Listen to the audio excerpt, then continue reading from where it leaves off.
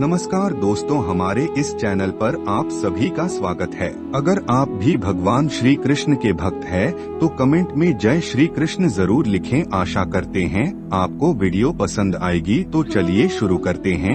आपने भी घर के बड़ों द्वारा गर्भवती महिला को यह कहते हुए सुना होगा कि अपना ख्याल रखा करो, क्योंकि अब तुम अकेली नहीं हो, तुम्हारे घर में एक जीवन और भी पड़ रहा है। अगर इस बात पर ध्यान दें तो आपको एहसास होगा कि गर्भवती महिला के शरीर में दो आत्माएं रहती हैं। दोस्तों, मानव शरीर में आत्मा या प्राण शक्ति कैसे प्रवेश करती है, इस प्रश्न का उत्तर हमें गरुड़ पुराण में मिलता है।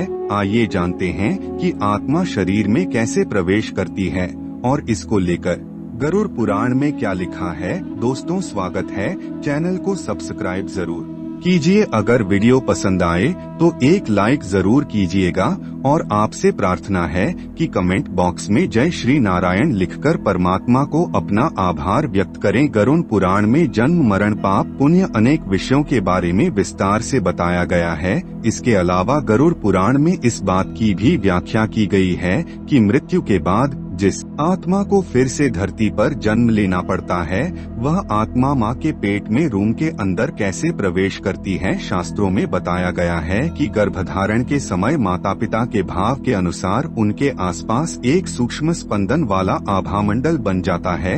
यह आभामंडल वैसी आत्मा को आकर्षित करता है जिसका स्पंदन तक उससे मिलता जुलता हो। जिस आत्मा का स्पंदन सर उसे मिलेगा, वही उसकी ओर आकर्षित होगी। आकर्षित आत्मा माँ के गर्भ के आसपास मंडराती रहती है।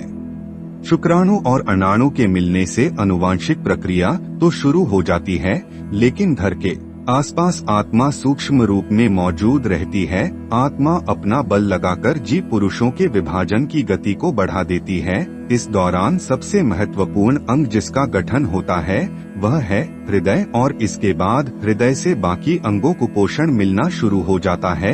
ज्योतिष विज्ञान के अनुसार इस अवस्था में भौतिक शरीर के साथ साथ आध्यात्मिक शरीर का भी विकास होता है और प्राण शक्ति अर्थात आत्मा के बहाव के लिए एक संचार का मार्ग उत्पन्न होता है।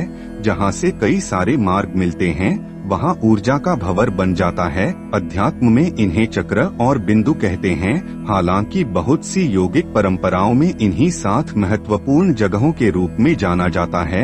इन चक्रों को हम मूलाधार, स्वाधिष्ठान, मणिपुर, अनाहत, विशुद्धि, आज्ञा और सहस्रार नाम से जानते हैं। इन चक्रों से जुड़कर एक रास्ता तैयार हो जाता है और जब सिर का गठन भली भांति हो जाता है तो ब्राह्मण का सृजन होता है। जिस क्षण ब्रह्मरंध्र तरह से विकसित हो जाता है, तब आत्मा उसी ब्राह्मण से शरीर में प्रवेश करती है और यह जून के विकसित होने के 3 माह के अंदर ही हो जाता है। अब आपके मन में यह प्रश्न उठ रहा होगा, आत्मा शरीर में 3 महीने से पहले प्रवेश क्यों नहीं करती? यदि आप इस प्रश्न का उत्तर जानना चाहते हैं तो कमेंट करके हमें जरूर बताएं। दोस्तों, शरीर में प्रवेश करने के बाद आत्मा हृदय में रहती है और हृदय के माध्यम से ही शरीर के सभी चक्रों और सभी आयामों तक पहुंचती है, जिनका हम अनुभव नहीं कर पाते। यदि आपके घर में कोई नवजात शिशु है तो आप देखेंगे कि कपाल का मध्य हिस्सा पूर्ण रूप से नहीं बना है। क्या आपने ध्यान दिया है कि बच्चे के सिर के मध्य भाग अर्थात तालू में हड्डी नहीं होती और इसीलिए नवजात शिशु के सर पर चोट न लग जाए, इस बात का विशेष ध्यान रखना पड़ता है। यह होस्ट आन है जहाँ हड्डी तब तक नहीं बनती जब तक कि बच्चा एक निश्चित उम्र तक नहीं बढ़ता। योग की भाषा में इस भाग को ब्रह्मरंध्र कहा जाता है। एक संस्कृत शब्द है जिसका अर्थ है मार्ग, जैसे एक छोटा छेद या सुरंग। यह शरीर का वह स्थान होता है जिसके माध्यम से आत्मा भ्रूण में आती है। भ्रूण में प्रवेश करने के बाद आत्मा कुछ समय तक यह जानने का प्रयास करती है कि वह शरीर उसके लिए उपयुक्त है या नहीं। यदि शरीर उपयुक्त होता है तो आत्मा शरीर में स्थायी रूप से रुक जाती है, लेकिन यदि शरीर उपयुक्त नहीं होता है तो आत्मा ठीक उसी मार्ग से वापस निकल जाती है जिस मार्ग से शरीर में प्रवेश करती है।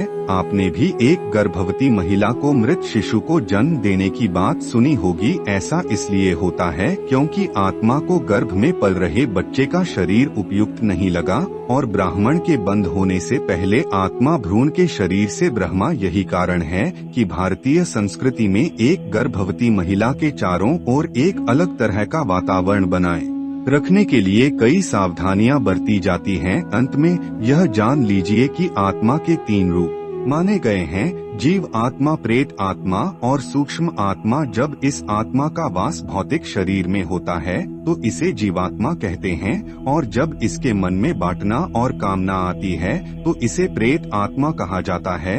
यही आत्मा जब सूक्ष्म रूप से शरीर में प्रवेश करती है तो इसे सूक्ष्म आत्मा कहते हैं। चैनल को सब्सक्राइब जरूर कीजिए।